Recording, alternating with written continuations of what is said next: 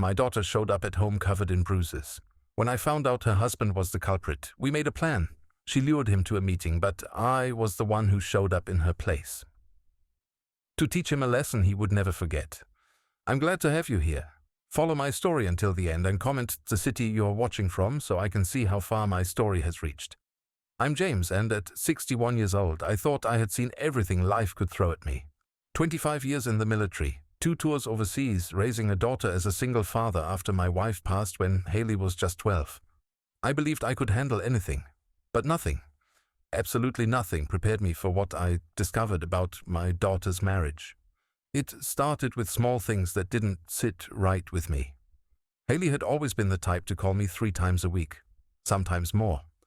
We talk about everything from her job at the local elementary school to her weekend plans. But over the past 6 months, those calls had become sporadic, then forced, then almost non-existent. When she did call, her voice sounded different. Strained. Like she was reading from a script with someone listening in the background. I'd ask her direct questions about her life, and she'd give me these vague, rehearsed answers that made my gut twist with concern. The first real warning sign came on a Tuesday evening in October. I was in my workshop, sanding down an old rocking chair I was restoring for a neighbor when my phone rang. Haley's name flashed on the screen, but when I answered, all I heard was muffled crying. "Haley, what's wrong, sweetheart?" There was a long pause, then sniffling. "Nothing, Dad. I just wanted to hear your voice." That wasn't my daughter. Haley had always been direct, even as a child. If something was bothering her, she'd tell me straight up. This evasive, frightened version of her voice sent alarm bells ringing in my head. "Are you sure you're okay? You sound upset." "I'm fine, really. I should go. Martin will be home soon and dinner isn't ready." The way she said it, like she was afraid of what would happen if dinner wasn't on the table when Martin arrived, made my blood run cold. But before I could press further, she hung up. I tried calling back immediately. It went straight to voicemail. I tried again an hour later. Same thing. For 3 days my calls went unanswered. When she finally called me back, she acted like nothing had happened, but there was still that strain in her voice, that careful way of speaking that told me she was walking on eggshells. The second warning sign came 3 weeks later. I had driven over to their house unannounced, something I rarely did because Martin had made it clear early in their relationship that he valued their privacy. But my instincts were screaming that something was wrong, and I'd learned to trust those instincts during my years in the service. I knocked on the front door and waited. I could hear movement inside, hushed voices, then footsteps. When the door finally opened, Haley stood there wearing a long-sleeved shirt despite the fact that it was nearly 80 degrees outside. "Dad, what are you doing here?" She seemed genuinely surprised, but also nervous, glancing over her shoulder like she was checking to see if anyone was watching. "I was in the neighborhood and thought I'd stop by. Can I come in?" She hesitated for just a moment too long. "Of course. Sorry, you just caught me off guard." As I stepped inside, I noticed she was favoring her left side slightly, the way people do when their ribs are sore.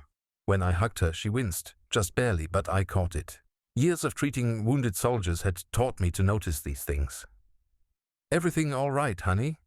You seem a little stiff." "Oh, I just pulled something at the gym yesterday. You know how clumsy I can be." But Haley had never been clumsy. She'd been a star athlete in high school, coordinated and graceful. And the gym excuse didn't sit right with me either. She'd never mentioned joining a gym before. We sat in the living room and I watched her carefully. She kept adjusting her sleeves, pulling them down to cover her wrists. Her hair was styled differently too, swept forward to partially cover her face in a way that seemed deliberate rather than fashionable. When Martin came home 20 minutes later, the entire atmosphere in the house changed. Haley immediately tensed, sitting up straighter, her hands clasping together in her lap, like a child who'd been caught doing something wrong. "James," Martin said with that fake smile he'd perfected, the one that never reached his eyes. "What a surprise. Haley didn't mention you were coming by." "It was spontaneous," I replied, studying his face. "Just wanted to check in on my daughter." "Well, that's sweet, but we actually have plans tonight, don't we, babe?" He looked at Haley expectantly, and I watched her nod quickly. "Yes, we're having dinner with Martin's colleagues. I should start getting ready soon. I stood up, but not before I caught sight of something that made my stomach drop. As Haley reached for her water glass, her sleeve rode up slightly, revealing a dark purple bruise on her wrist. The size and shape were unmistakable to someone who'd seen enough injuries in his lifetime. Those were finger marks. The third and final warning sign came just a week later, and it was the one that shattered any remaining doubt I had about what was happening to my daughter. I was doing my weekly grocery shopping when I spotted Haley's car in the parking lot of the medical center across the street. It was unusual because she'd never mentioned having an appointment, and she usually told me about those things. Something compelled me to wait to see if she was okay. 20 minutes later, she emerged from the building, moving slowly, carefully, like every step hurt. She was wearing sunglasses despite the overcast day, and she had that same long-sleeved shirt pulled up high around her neck. I followed her car from a distance, something that went against every instinct I had about respecting my daughter's privacy. But my parental instincts were stronger. She didn't go home. Instead, she drove to the old park where we used to go when she was little, the one with the pond where we'd feed the ducks. She sat in her car for nearly an hour, just staring at the water. Even from where I was parked, I could see her shoulders shaking. She was crying. The kind of deep, silent sobbing that comes from someone who's completely alone and scared. That's when I knew. That's when every protective instinct I'd developed as a father and a soldier kicked into high gear. My daughter was being hurt, systematically and deliberately, by the man she'd married. The man she'd trusted with her life. I drove home that night with my hands gripping the steering wheel so tight my knuckles were white. The rage building inside me was unlike anything I'd felt since the war, but this was different. This was personal. This was my child, the little girl who used to fall asleep on my chest while I read her bedtime stories, who trusted me to protect her from everything bad in the world. And I had failed her. She was suffering, probably had been for months, and she felt like she couldn't even tell me about it. But that was about to change. Because Martin had just made the biggest mistake of his life. He'd hurt my daughter, and he was about to learn exactly what happened to people who made that particular error in judgment. The next few weeks were the longest of my life. I had to act normal, pretend I didn't know what was happening, while every fiber of my being screamed at me to confront Martin directly. But 25 years in the military had taught me patience, strategy, and the importance of knowing your enemy before making a move. So I watched. I studied. I learned everything I could about Martin Caldwell, the man who was systematically destroying my daughter's life. I started by sitting in my truck outside the accounting firm where Martin worked. I told myself I was just trying to understand his daily routine, but really, I was trying to understand him. How does someone become the kind of man who hits women? What kind of person looks at someone they're supposed to love and chooses to hurt them? Martin left work every day at exactly 5:30. Not 5:25, not 5:35. 5:30 on the dot. He drove a silver sedan that he kept meticulously clean, and he always stopped at the same gas station on his way home to buy a pack of cigarettes and an energy drink, the same brand, every single day. I followed him to a bar called Murphy's on Thursday nights, where he'd sit alone for exactly 1 hour, drinking 2 beers and watching whatever sport was on the television. He never talked to anyone unless they spoke to him first, and even then, his responses were curt, dismissive. He had the demeanor of someone who thought he was better than everyone around him. But it was watching him at home that really opened my eyes to who Martin truly was. I parked across the street from their house one Saturday morning, hidden behind a large oak tree, and watched through binoculars as Martin worked in their front yard. When Haley came outside to bring him a glass of water, I saw it happen. She approached him carefully, almost apologetically, holding the glass out like an offering. Martin looked at her for a long moment, then said something that made her entire body tense. He didn't take the water. Instead, he said something else, his voice low but clearly angry based on his body language. Haley's shoulders slumped and she turned to go back inside. That's when Martin grabbed her arm, not gently, and pulled her back. From my position across the street, I could see him speaking to her in sharp, controlled bursts, his face inches from hers. Haley nodded rapidly, like she was agreeing to whatever demands he was making. When he finally let go of her arm, she practically ran back to the house. Martin went back to his yard work like nothing had happened, but I could see the satisfied smirk on his face. He enjoyed having that power over her. He got off on making her afraid.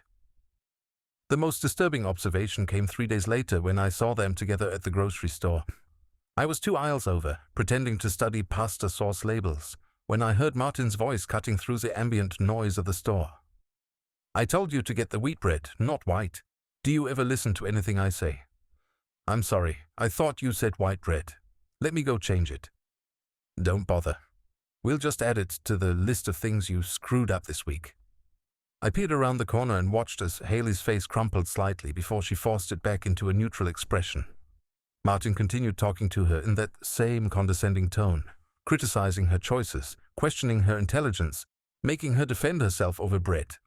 But what struck me most was how she responded. My daughter, who had once been confident enough to argue with her high school principal about an unfair grade, who had stood up to bullies who picked on smaller kids, was now apologizing for existing. She was constantly saying sorry, constantly looking to Martin for approval before making the smallest decisions. He had broken her spirit systematically, probably over months or years, until she genuinely believed that everything wrong in their relationship was her fault. That night I did something I never thought I'd do. I called my old friend Danny, who now worked as a private investigator. I needed to know more about Martin's history, needed to understand if this was a pattern or if my daughter was his first victim. "Danny, I need a favor, and I need it kept quiet." "What kind of favor, James?" "Background check, deep dive. Guy named Martin Caldwell works at Henderson and Associates accounting firm. I need to know everything about him, especially his relationship history." Danny was quiet for a moment. "This about Haley?" I'd known Danny since basic training. He could read people like books, and he'd always been protective of Haley since she was little. "Yeah, it's about Haley." "And Danny? Time is important here. I'll have something for you by tomorrow night." The file Danny brought me the next evening was thicker than I'd expected, and every page made my blood run colder. Martin had been engaged once before to a woman named Sarah Chen. The engagement had ended abruptly, and Sarah had moved to another state immediately afterward. Danny had managed to track her down and convince her to talk off the record. Sarah's story was sickeningly familiar. It had started with small criticisms, little comments about her appearance, her job performance, her friends. Then came the isolation, subtle at first, then more aggressive. Martin would create conflicts with her family, make her feel guilty for spending time with friends, convince her that he was the only person who really understood her. Then came the physical abuse. A shove here, a grabbed wrist there, always followed by apologies and promises that it would never happen again. Until it did happen again. And again, each time a little worse than the last.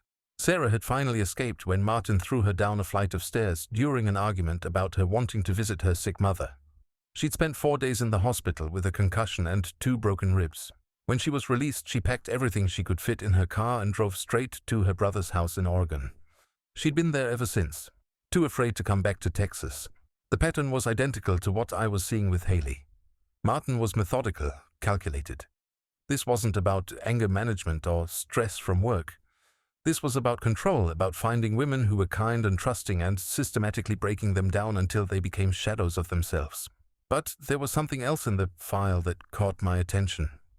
3 restraining orders filed against Martin over the past 8 years, all by different women, all eventually dropped when the women moved away or stopped pursuing the cases. Danny had included a note that 2 of the women had been contacted but refused to speak on the record, clearly still afraid of him even years later.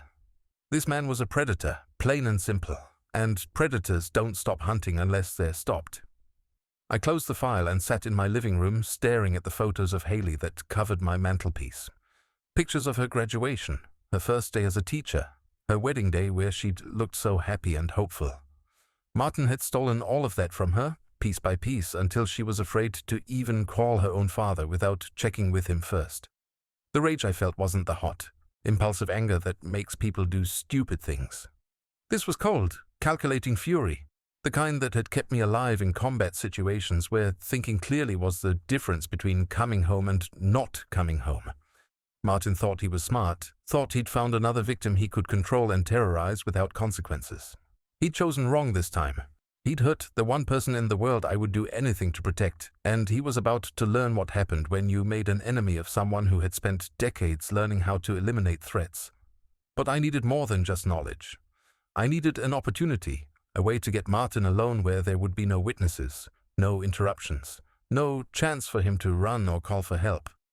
I needed him to make a mistake, to give me the opening I was looking for. And based on everything I'd learned about his psychology, his need to control and dominate, I was betting that opportunity would come sooner rather than later. Men like Martin always escalated.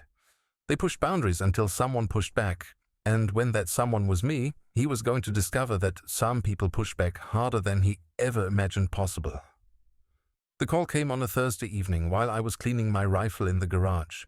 I'd been maintaining my weapons more frequently lately, partly out of habit, but mostly because it helped me think clearly about what needed to be done. When my phone rang and I saw Haley's name, I answered immediately, but what I heard on the other end made my blood turn to ice. She was crying. Not the quiet, controlled tears I'd witnessed before, but the raw, panicked sobs of someone who was genuinely terrified. Dad, I need help." I set down the cleaning cloth and gripped the phone tighter. "What happened, sweetheart? Where are you?" "I'm in my car, parked at the 24-hour diner on Maple Street. I can't go home, Dad. I can't face him right now." "Face who?" "Martin. Haley, what did he do to you?" There was a long pause filled only with her shaky breathing. When she finally spoke, her voice was barely a whisper. "He found out I went to the doctor last week. He went through my purse and found the paperwork.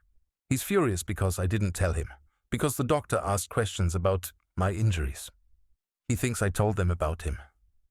My grip on the phone tightened until my knuckles were white. "Did you tell them about him?" "No. I made up some story about falling down the stairs just like always. But Martin doesn't believe me. He says I'm trying to embarrass him, trying to make him look bad. He's been screaming at me for 2 hours, calling me names, throwing things. I had to get out of there. I was already grabbing my keys, heading for my truck. "Stay where you are, I'm coming to get you. We're going to figure this out together." "No, Dad, you can't. If Martin finds out I called you, if he thinks I'm talking to people about our marriage, he'll—" She trailed off, but I could hear the fear in her voice. "He'll what, Haley?" Another long pause. "He said if I ever embarrassed him again, if I ever made him look bad to other people, he'd make sure I regretted it for the rest of my life." And Dad, the way he said it, the look in his eyes, I believe him. I was backing out of my driveway now, phone pressed to my ear, every protective instinct I had screaming at me to get to my daughter as fast as possible. "Listen to me very carefully, Haley. That man does not get to threaten you. He does not get to control you with fear. You are my daughter, and I will not let anyone hurt you. You don't understand, Dad. He's not like other people. When he gets angry, really angry, there's something wrong with his eyes, like he's not even human anymore. He enjoys it. He enjoys making me scared." Those words hit me like a physical blow. My daughter was living with a monster, and she was so beaten down that she thought it was normal, that she deserved it somehow. "Where is he now?" "Still at the house, I think. He was drinking when I left, getting angrier and angrier. He kept saying I was going to pay for disrespecting him, that he was going to teach me a lesson I'd never forget." The predator in Martin was escalating, just like I'd expected. Men like him always pushed until they went too far, until they made the kind of mistakes that gave people like me the opportunity we were waiting for. "Haley, I want you to drive to my house right now. Stay there tonight. Tomorrow we're going to deal with this properly." "I can't, Dad. He'll expect me to come home. If I don't show up, he'll come looking for me, and if he finds me at your house." "Then let him come. I've been waiting for an excuse to have a conversation with Martin." "No." Her voice was sharp with panic. "You don't know what he's capable of. He's already told me what will happen if my family gets involved in our marriage. Please, Dad, I just need to think. I need to figure out what to say to him when I go back." That's when it hit me. She was planning to go back. After everything he'd done to her, after the threats and the fear and the systematic destruction of her self-worth, she was still planning to go home to him. "Haley, listen to me. You are not going back to that house tonight. You're coming to stay with me, and tomorrow we're going to contact the police." "The police won't help, Dad. I don't have any proof. The bruises are mostly healed, and I've never reported anything before. It would just be my word against his, and Martin is very good at making people believe he's the victim." She was right, and we both knew it. Domestic abuse cases were notoriously difficult to prosecute, especially when the victim had been conditioned to protect their abuser, to take responsibility for the violence inflicted on them. But there was another way, a more direct approach that didn't rely on courts or lawyers or systems that were designed to give predators like Martin every possible advantage. Haley, what if I told you there was a way to make sure Martin never hurt you again? A way to make sure he understood that touching you would have consequences he couldn't escape. Dad, what are you talking about? I pulled into the diner parking lot and spotted her car immediately.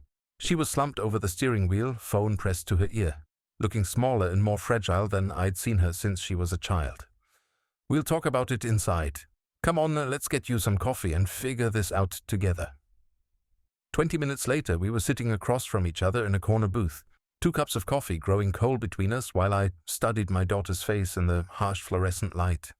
The bruises were fading but still visible if you knew what to look for. A yellowish mark along her jawline, the remnants of finger-shaped bruises on her wrist, the way she held her left side like her ribs were still tender. Tell me everything, Haley.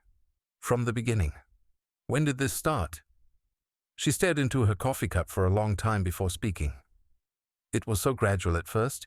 He'd criticize little things, make me feel like I was always doing something wrong. Then he started getting angry when I talked to my friends, said they were filling my head with ideas about how relationships should work. Before I knew it, I was making excuses not to see them, not to call you as much. And the physical abuse? Her hands trembled slightly as she wrapped them around the coffee mug. The first time was about 8 months ago. I had made plans to have lunch with my friend Sarah without asking him first. When I got home, he was furious. He said I was disrespectful, that I was acting like I was single instead of married. When I tried to explain, he grabbed my arm and shook me. Hard. Left bruises that lasted for weeks. What did you do? I convinced myself it was my fault, that I should have asked him before making plans, that I had been inconsiderate. He was so apologetic afterward, brought me flowers, promised it would never happen again. I wanted to believe him. But it did happen again.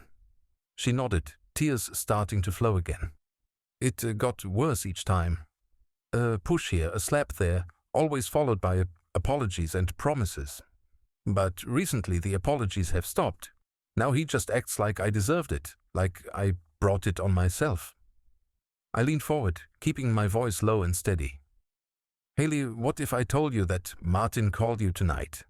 What if he said he wanted to meet you somewhere to talk things over, to work out your problems? She looked at me with confusion. He hasn't called me. My phone's been silent since I left the house. But what if he did? What if he suggested meeting at the old warehouse district, somewhere private where you could talk without interruptions? Understanding slowly dawned in her eyes. Dad, what are you planning? I reached across the table and took her hands in hers, mine. They were shaking, cold despite the warmth of the coffee mug she'd been holding. I'm planning to have a conversation with your husband. The kind of conversation that will help him understand exactly what happens to men who hurt my daughter. You can't. If something happens to Martin, if he gets hurt, the police will know it was you. I won't let you ruin your life trying to fix mine. Sweetheart, you will let me worry about the consequences. The only thing I need from you is a phone call. One phone call to Martin telling him you want to meet somewhere to talk. Can you do that for me? She was quiet for a long time, staring out the window at the empty parking lot. When she finally looked back at me, something had changed in her expression. The fear was still there, but underneath it I could see a spark of the strong, determined woman I'd raised. The old Riverside warehouse, she said quietly. It's where he takes me sometimes when he wants to scream at me without the neighbors hearing. He'll know exactly where I mean. Perfect. Call him now. Tell him you're sorry, that you want to make things right. But you need to talk somewhere private first. Tell him to meet you there in 2 hours. As Haley dialed Martin's number with shaking fingers, I felt a cold calm settle over me. The trap was being set, and Martin was about to walk right into it. He thought he was meeting a broken, apologetic wife who would submit to whatever punishment he had planned. Instead, he was going to meet me, and I was going to teach him exactly what happened to predators who made the mistake of hunting in my family. The conversation was brief. Martin was initially angry that she'd left the house, but when Haley used the submissive, apologetic tone he'd trained her to use, his attitude shifted to satisfaction. Yes, he'd meet her at the warehouse. Yes, they needed to have a serious conversation about her behavior. And yes, she was going to learn some important lessons about respect and obedience. As she hung up the phone, Haley looked at me with a mixture of terror and hope. "He'll be there in 2 hours. Dad, are you sure about this?" I squeezed her hand one more time before standing up. "I've never been more sure of anything in my life. Go to my house, lock the doors, and wait for me to call you. By tomorrow morning, Martin will never be a threat to you again." I drove home from the diner with the methodical calmness that had kept me alive through 2 combat tours. There was no room for emotion now, no space for the rage that had been building for weeks. This was an operation, pure and simple, and operations required clear thinking, proper preparation, and absolute commitment to the objective. The objective was simple: ensure that Martin Caldwell never hurt my daughter again. Back in my garage, I opened the metal cabinet where I kept my gear. Most people my age had toolboxes filled with wrenches and screwdrivers. Mine contained items from a different kind of life. Tactical gloves, sturdy boots that wouldn't leave distinctive prints, clothing that wouldn't tear or restrict movement. I dressed deliberately, each piece of equipment chosen for a specific purpose. I checked my watch. 1 hour and 15 minutes until Martin arrived at the warehouse. Plenty of time to get there early, assess the terrain, and position myself properly. In the military we had a saying: proper preparation prevents poor performance. Tonight there could be no poor performance. The Riverside warehouse district had been abandoned for nearly 5 years, a casualty of economic downturn and shifting industry. It was the perfect location for what Martin had been doing to my daughter, isolated enough that no one would hear her crying or pleading. Tonight it would serve a different purpose. I arrived 45 minutes early and parked my truck 3 blocks away, approaching the area on foot through the shadows cast by broken streetlights. The warehouse Martin had chosen was a concrete structure with high windows and multiple entrances, surrounded by weeds and debris. I could see why he'd selected it. No witnesses, no security cameras, no chance of interruption. But what made it perfect for Martin's purposes also made it perfect for mine. I circled the building twice, noting every entrance, every window, every possible escape route. The main door was partially ajar, hanging on rusted hinges. The loading dock on the east side was accessible, but the metal door was secured. 2 windows on the north wall were broken out, offering alternative entry points if needed. Inside the warehouse was a cavern of shadows and echoes. Broken pallets were scattered across the concrete floor, along with old machinery covered in dust and rust. The air smelled of decay and abandonment, with an underlying chemical tang that suggested this place had been used for purposes beyond legitimate business. I positioned myself near the rear of the building, behind a stack of old shipping containers that provided cover while still allowing me to observe the main entrance. From here I could see Martin when he arrived, could watch his body language, assess his mental state before making my presence known. At exactly 9:30, headlights swept across the broken windows as Martin's silver sedan pulled into the parking area outside. I watched through a gap in the containers as he sat in his car for several minutes, engine running. He was scanning the area, looking for signs of Haley's presence, probably savoring the anticipation of whatever he had planned for her. When he finally got out of the car, I could see the predator in his movements. He walked with the confident swagger of someone who believed he held all the power, who thought he was meeting a broken victim who would submit to whatever punishment he had designed. His hands were clenched at his sides, and even from a distance I could see the tension in his shoulders that suggested barely controlled rage. Martin approached the warehouse entrance slowly, calling out in a voice that dripped with false concern and genuine threat. "Haley, are you in there, baby? Come on out so we can talk about this like adults." He stepped through the doorway and I could hear his footsteps echoing in the empty space as he moved deeper into the building. "I know you're scared, honey, but running away just made things worse. We need to discuss your behavior tonight. Need to make sure you understand why what you did was so wrong." His voice was getting closer to my position now. I could hear the satisfaction in his tone, the anticipation of someone who enjoyed inflicting fear and pain on others. This was probably how he'd spoken to Sarah Chen, to the other women who'd filed restraining orders against him. The voice of a predator who'd never faced real consequences for his actions. You know I love you, Haley, but love means discipline sometimes. It means helping you understand when you've made mistakes so you won't make them again. I stepped out from behind the shipping containers, moving silently across the concrete floor until I was directly behind him. Martin was still calling for Haley, still moving forward with that confident stride, still completely unaware that the balance of power in this situation had shifted dramatically. "She's not coming, Martin." He spun around so fast he nearly lost his balance, eyes wide with shock and confusion. For a moment he didn't speak, just stared at me like his brain couldn't process what he was seeing. "James, what are you doing here? Where's Haley?" I took a step closer and I saw something flicker in his eyes. Not fear yet, but uncertainty. The predator was realizing that this wasn't the scenario he'd planned for. "Haley's safe. She's somewhere, you will never hurt her again." Martin's confusion quickly shifted to anger. "What the hell is going on here? I'm supposed to meet my wife, not her father. This is none of your business, old man. When you put your hands on my daughter, you made it my business." The words hung in the air between us, heavy with implication. Martin's face went through a series of expressions: surprise, denial, anger, and finally calculation. I could see him trying to figure out how much I knew, how much Haley had told me. "I don't know what lies she's been filling your head with, but Haley and I have a good marriage. Sometimes couples have disagreements, but that's between a husband and wife. It's not something for outsiders to get involved in." "Disagreements?" I took another step forward, and this time Martin instinctively stepped back. "Is that what you call throwing my daughter downstairs? Grabbing her hard enough to leave finger-shaped bruises on her arms? Making her so afraid that she jumps every time a door slams?" Martin's mask was slipping now. The false concern was being replaced by something colder, more honest. "You don't know anything about marriage, James? You couldn't even keep your own wife alive, could you? Maybe if you'd been a better husband, Haley would have learned how to be a better wife." The comment about my deceased wife was meant to provoke me, to make me lose control and do something stupid.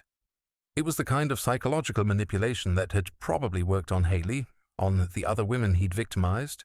But I wasn't a frightened woman who'd been systematically broken down over months of abuse. I was a man who'd spent 25 years learning how to handle threats to the people I was sworn to protect. "That's where you're wrong, Martin. I know exactly what kind of man you are. I know about Sarah Chen. I know about the restraining orders.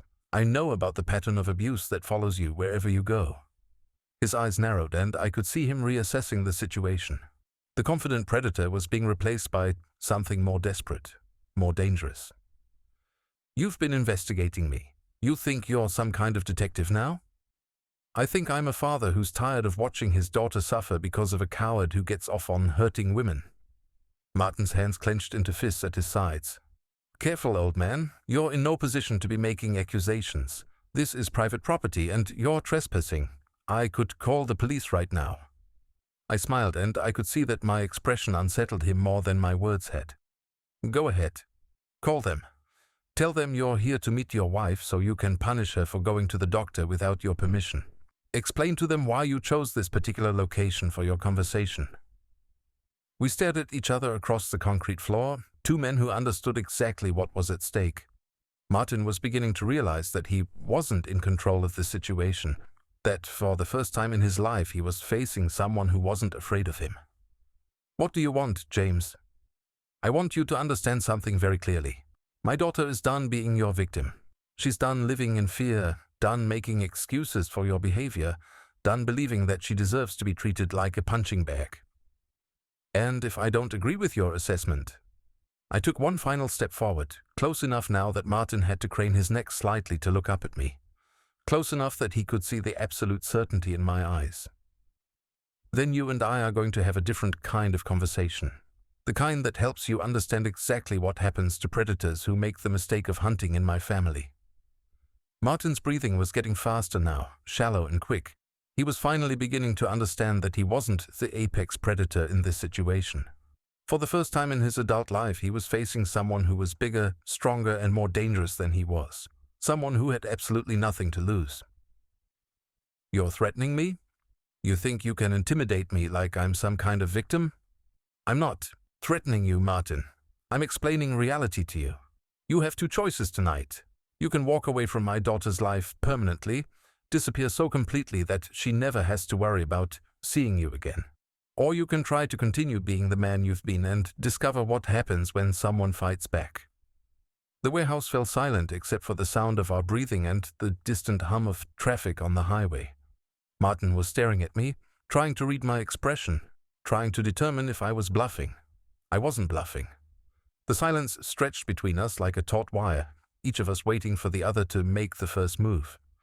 Martin's eyes were darting around the warehouse now, looking for escape routes, calculating his options. But I'd been in this building for over an hour. I knew every exit, every hiding spot, every advantage the terrain offered. There were none that would help him.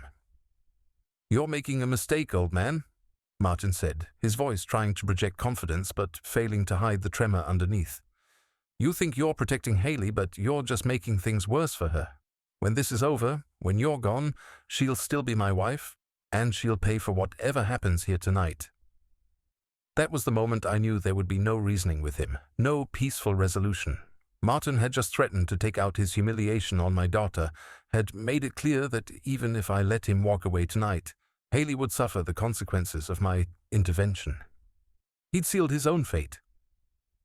"You just made your choice for me," I said quietly.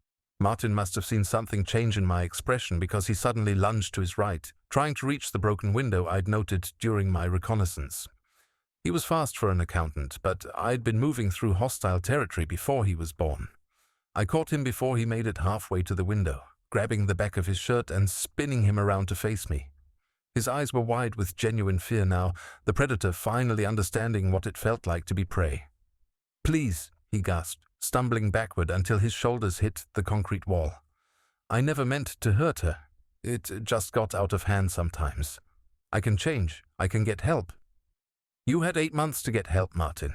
8 months while you were breaking my daughter's ribs, leaving bruises on her arms, making her afraid to speak without your permission." I grabbed the front of his shirt with both hands and lifted him slightly off the ground, pressing him against the wall. At 61, I wasn't as strong as I'd been in my 20s, but 25 years of military discipline and manual labor had kept me in better shape than most men my age. More importantly, those same 25 years had taught me exactly how to use whatever strength I had most effectively. "You want to know what it feels like, Martin? You want to understand what you've been putting my daughter through?" I released his shirt and stepped back, giving him just enough space to think he might have a chance. Martin immediately tried to run again, this time toward the main entrance. I let him get almost to the doorway before I caught him again, this time with a tackle that sent both of us crashing to the concrete floor. Martin tried to fight back, throwing wild punches that showed he'd never been in a real fight in his life. I caught his wrist on the second swing, applying just enough pressure to make him understand how helpless he was. "This is what Haley felt like every time you grabbed her," I said, maintaining the pressure until he cried out. "Helpless, scared, completely at the mercy of someone bigger and stronger." I released his wrist and stood up, looking down at him as he cradled his arm against his chest. There were tears in his eyes now, the same kind of tears I'd seen in Haley's eyes too many times over the past few months. "Please, James, I'm sorry. I know I made mistakes, but I love Haley. I never meant for things to go this far." "Love?" I laughed, but there was no humor in it. "You don't love my daughter, Martin. You love controlling her. You love having someone smaller and weaker than you to take your frustrations out on." Martin was scrambling backward across the concrete floor now, trying to put distance between us. "I can change. I swear to you I can be better. Just give me another chance." "How many chances did you give Haley when she begged you to stop hitting her?" He opened his mouth to answer, then closed it again. We both knew the answer. I walked over to where he was cowering against a stack of old pallets, moving slowly, deliberately. Not because I was tired or winded, but because I wanted him to feel the anticipation, the fear of not knowing when the next blow would come. "Stand up, Martin." He shook his head, still crying. "I can't. I think you broke something." "I haven't broken anything yet. But the night is young." When he still didn't move, I reached down and hauled him to his feet by his shirt collar. He was lighter than I'd expected, probably no more than 160 pounds. No wonder he'd chosen to prey on women who were even smaller than he was. "Here's what's going to happen." I said, backing him against the concrete wall again. You're going to disappear from my daughter's life, tonight. You're going to go home, pack whatever fits in your car, and drive as far away from Texas as you can get. I can't just leave. I have a job, a lease, responsibilities. I grabbed his shirt again, lifting him until his feet were barely touching the ground. Your responsibilities ended the first time you put your hands on my daughter. Everything else is just details. Martin was making choking sounds now, his hands clawing at my grip on his shirt. I loosened my hold just enough to let him breathe. You're going to call Haley tomorrow and tell her the marriage is over. You're going to tell her it's your fault, that she deserves better, and that she'll never see you again. Are we clear? He nodded frantically, gasping for air. And if you ever come back to Texas, if you ever try to contact my daughter again, if I even hear a rumor that you're within 500 miles of her, we'll have another conversation. One that won't end with you walking away. I released him and stepped back. Martin collapsed to his knees, coughing and rubbing his throat. Do you understand what I'm telling you, Martin? Yes, he whispered. I understand. I don't think you do. I reached into my jacket pocket and pulled out the file Danny had compiled on Martin's history. I dropped it on the concrete floor in front of him, the pages scattering in the dim light. This is everything I know about you. Every woman you've hurt, every restraining order, every time you've used your fists to solve problems that required a man instead of a coward. Martin stared at the papers, his face going pale as he recognized names, dates, incidents he'd probably convinced himself no one else remembered. Sarah Chen is living in Oregon now, working as a nurse, still afraid to come back to Texas because she thinks you might find her. The other women you terrorized have scattered across the country, all of them carrying scars you gave them. I crouched down so I was at eye level with him. But here's the thing about bullies, Martin. Eventually they pick on the wrong person. Eventually they go after someone whose family doesn't run away. Martin was shaking now, his whole body trembling with fear and adrenaline. What do you want from me? I want you to know that if you ever hurt another woman the way you hurt my daughter, I will find out about it. And when I do, I won't be as generous as I'm being tonight. I stood up and walked over to where my jacket was hanging on a broken piece of machinery. From the inside pocket, I pulled out a small digital recorder and held it up so Martin could see it clearly. This entire conversation has been recorded, Martin. Every threat you made against Haley, every admission of abuse, every word that proves you're exactly the kind of man I know you are. His eyes widened with horror. You can't use that. It's illegal to record someone without their consent. Is it? Well, I guess that's something for the lawyers to figure out. Of course, by the time any legal proceedings get started, copies of this recording will have found their way to your employer, your landlord, your neighbors, maybe even some of those women you thought would stay quiet forever. I put the recorder back in my pocket, watching as the implications sank in. Unless, of course, you follow my instructions exactly. Disappear from Haley's life, leave the state, and never hurt another woman again. Do that and this recording stays locked in my safe. Insurance against you making any more mistakes. Martin struggled to his feet, leaning heavily against the wall. His face was a mess of tears, snot, and genuine terror. For the first time in his adult life, he was experiencing the helplessness he'd inflicted on others. I'll go, he whispered. Tonight. I'll pack my things and leave tonight. Smart choice. I walked toward the warehouse entrance, then turned back to look at him one final time. Martin, the women you hurt before my daughter, they were alone. They had no one to stand up for them, no one to make sure you faced consequences for your actions. That's the only reason you got away with it for so long. I stepped closer and he pressed himself back against the wall. But Haley isn't alone. She has me. And if you ever forget that, if you ever think enough time has passed that it's safe to come back, remember this night. Remember how it felt to be helpless. Remember how it felt to be afraid. I left him there in the darkness, collapsed against the concrete wall, finally understanding what it meant to be the victim instead of the predator. As I walked back to my truck, I felt a weight lifting from my chest that I'd been carrying for months. My daughter was free, and Martin would never hurt her or anyone else ever again. I drove home through empty streets, my hands steady on the steering wheel, my mind clearer than it had been in months. The clock on my dashboard read 11:43, and I knew Haley would be waiting up for me, probably pacing the floor of my living room, worried about what had happened at the warehouse. She was exactly where I'd expected to find her, curled up on my old leather couch with a cup of tea growing cold in her hands. She looked up when I walked through the front door, her eyes searching my face for answers. "Dad, are you okay? You're not hurt, are you?" I sat down beside her, suddenly feeling every one of my 61 years.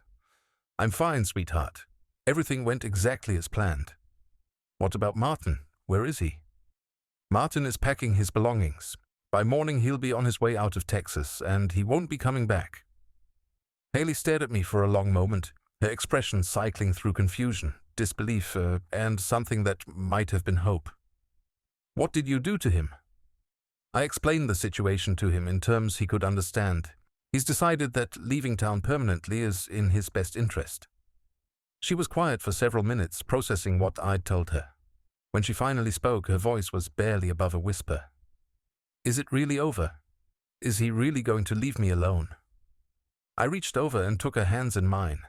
They were still shaking slightly, but not with fear this time. "It's over, Haley. Martin will never hurt you again. I promise you that." The tears came then, not the terrified sobs I'd heard so many times over the past few months, but tears of relief. She collapsed against my shoulder, and I held her the way I used to when she was little and had nightmares. "I was so scared, Dad. Not just of him, but of what would happen if I tried to leave. He made me believe that no one would help me, that everyone would think it was my fault. None of this was your fault, sweetheart. Not one single bit of it. But I stayed. Even after he started hitting me, I stayed. What kind of person does that make me?" I pulled back so I could look at her face, making sure she could see the absolute conviction in my eyes. "It makes you human. It makes you someone who wanted to believe that the person you married was capable of change, capable of love. There's nothing wrong with that hope, Haley. The problem was never with you." We sat together in the quiet comfort of my living room, and for the first time in months I could see my real daughter starting to emerge from behind the shell of fear Martin had built around her. The phone call came the next morning at exactly 9 o'clock. Haley was in my kitchen making breakfast when her cell phone rang. She looked at the caller ID and went pale. "It's Martin." "Answer it," I said, moving to stand beside her. "But put it on speaker." Her hand shook as she accepted the call. "Haley." Martin's voice was hoarse, strained, nothing like the confident predator who'd walked into that warehouse 12 hours earlier. "I'm here. I'm calling to tell you that our marriage is over. I'm leaving Texas today, and I won't be coming back." There was a long pause. I could see Haley struggling to find words, to process the fact that her nightmare was actually ending. "I don't understand. What happened last night? Where did you go after you'd left the house?" "That doesn't matter anymore. What matters is that you deserve better than what I've given you. You deserve someone who treats you the way you should be treated." Another pause. Martin's voice cracked slightly when he continued. "I'm sorry, Haley, for everything. For the way I treated you, for the things I said, for making you afraid in your own home. You didn't deserve any of it." I could see the confusion in my daughter's eyes. This wasn't the Martin she'd been living with, the man who never apologized, who always found ways to make his abuse her fault. "Martin, I don't know what to say." "Don't say anything. Just know that you're free. You can go back to being the person you were before you met me. You can call your friends again, visit your father whenever you want, make decisions without asking permission. You can live your life." "Where will you go?" "Far away. Somewhere I can't hurt you anymore. Goodbye, Haley." The line went dead. Haley stared at her phone for a long moment before setting it down on the kitchen counter. "He's really gone? He's really gone." 3 weeks later, I was in my workshop sanding the final coat of varnish on a rocking chair when Haley walked in carrying 2 cups of coffee and wearing an expression I hadn't seen in over a year. She was smiling. Really smiling, not the careful, forced expression she'd worn around Martin, but the genuine, radiant smile that had been missing from her face for so long. "I got a call from the school district today," she said, settling into the old chair I kept in the corner for visitors. "They offered me the position teaching 4th grade at Riverside Elementary, the one I applied for 6 months ago." "That's wonderful, sweetheart. When do you start?" "Next Monday." The previous teacher had to leave suddenly due to family circumstances. She paused, taking a sip of her coffee. Dad, Martin used to tell me I wasn't smart enough to handle a full classroom by myself. He said the only reason I got hired as a substitute was because they were desperate. I set down my sandpaper and looked at her directly. And what do you think now? I think he was wrong about a lot of things. That afternoon, Haley asked me to drive with her to the house she'd shared with Martin. The landlord had called to say that Martin had broken his lease and disappeared, leaving behind most of his belongings and a month's rent to cover the early termination. I need to get my things, she explained as we pulled into the driveway. My books, my teaching supplies, the photos of Mom. The house felt different now, smaller somehow, less threatening. Martin's presence had been erased so completely it was hard to believe he'd ever lived there at all. His clothes were gone from the closets, his toiletries removed from the bathroom, his controlling influence lifted from every room. In the bedroom, Haley packed her belongings methodically, carefully folding each item as if she were packing for a long journey rather than just moving back home temporarily, which in a way she was. This was the beginning of a new life, one where she wouldn't have to ask permission to visit her father or apologize for having her own opinions. Dad. She was holding a framed photo of her and Martin from their wedding day, both of them smiling at the camera. What should I do with this? I looked at the photo, at the man I'd confronted in that warehouse, at my daughter when she still believed in fairy tales and happy endings. What do you want to do with it? She stared at the picture for a long moment, then walked to the kitchen trash can and dropped it inside. I want to remember who I was before I met him, not who I became when I was with him. 6 months later, Haley had found her own apartment, a bright, cheerful place with big windows and space for the art supplies she'd stopped using during her marriage. She was thriving in her new teaching position, had reconnected with friends she'd lost touch with, and was slowly rebuilding the confidence Martin had systematically destroyed. We were having dinner at my house when she brought up the subject I'd been wondering if she'd ever ask about. Dad, what really happened that night at the warehouse? I'd been prepared for this question for months, had thought carefully about how to answer it. I had a conversation with Martin about the consequences of his actions. He decided that leaving town was his best option. That's all? That's all that matters. She studied my face for a moment, then nodded. I don't need to know the details. I just need to know that it's really over. It's really over, sweetheart. Good. She reached across the table and squeezed my hand. Because I have some news. I've been seeing someone. My protective instincts immediately kicked in. Oh? Tell me about him. His name is David, and he's a teacher at the middle school. He's kind, patient, and he makes me laugh. Real laughter, not the nervous kind I used to do around Martin. I could see the happiness in her eyes, the natural glow that came from being with someone who appreciated her rather than diminished her. And the most important thing about David, she continued, is that he reminds me every day that I have value, that my thoughts and opinions matter, that I deserve to be treated with respect. That's how it should be. I know that now. I might have forgotten it for a while, but you reminded me who I really am. You saved me, Dad. I shook my head. I just gave you back the strength you already had. You saved yourself, Haley. You found the courage to call me that night, to trust me with the truth. That took more bravery than anything I did. As I drove home that evening, I thought about the choices we make when the people we love are in danger. Some people call the police, some hire lawyers, some try to work within systems that don't always protect the innocent. Sometimes, though, the only language a predator understands is force.